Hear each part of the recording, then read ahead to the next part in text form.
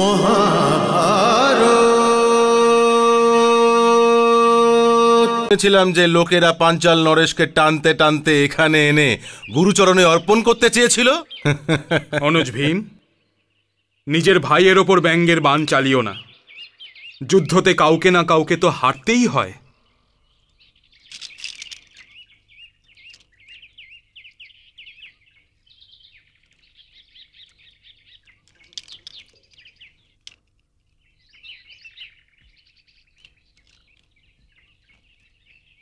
আমি গুরুদক্ষিণা দিতে অসফল হয়েছি গুরুদেব, আমায় ক্ষমা করে দিন।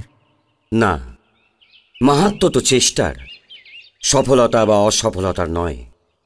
তুমি নিজের চেষ্টার গুরুদক্ষিণা দিয়ে দিয়েছ, আর আমি গুরুদক্ষিণা গ্রহণও করে নিয়েছি। এখন আমাদের জন্য কি আদেশ গুরুদেব? তোমাদের 5 ভাইয়েদের থেকেও একই গুরুদক্ষিণা চাইছি। যদি আনতে পারো তাহলে দ্রুপদকে বন্দী বানিয়ে নিয়ে এসো। যথাজ্ঞা গুরুদেব। কোন পতাকার ছায়ায় যাবে তোমরা? হস্তিনাপুরের পতাকা তো আমরা নিয়ে যেতে পারবো না গুরুদেব। কারণ হস্তিনাপুরের পতাকা এই যুদ্ধে যেতে পারবে না গুরুদেব।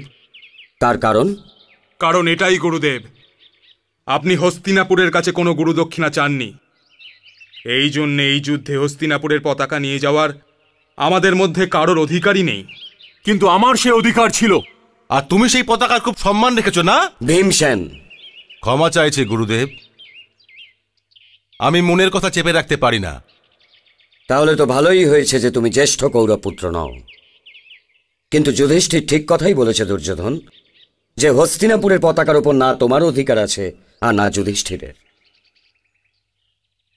আর যুধিষ্ঠির এটাও ঠিক বলেছে যে আমি হস্তিনাপুরের থেকে গুরুদক্ষিণা চাইনি।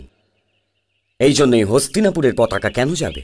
আপনার তো এদের সব কথাকেই ঠিক মনে হয় গুরুদেব, কিন্তু এরা যে কোনো পতাকার ছায়াতেই যাক না কেন, যে যুদ্ধ আমি জিততে পারিনি সে যুদ্ধ এরাও কখনো জিততে পারবে না। দুর্যোধন, তুমি কিন্তু সময় নাও। তুমি কেবলই একজন রাজকুমার, এই জন্য ভবিষ্যতের বিষয়ে কিছুই জানো না। আর নও তুমি আকাশ, যে তোমার বাণী আকাশবাণী বলে মেনে নেওয়া হবে। যুদ্ধেতে কে জিতবে কে হারবে এর সিদ্ধান্ত রণভূমিতেই হতে পারে। বিজয়ী হও।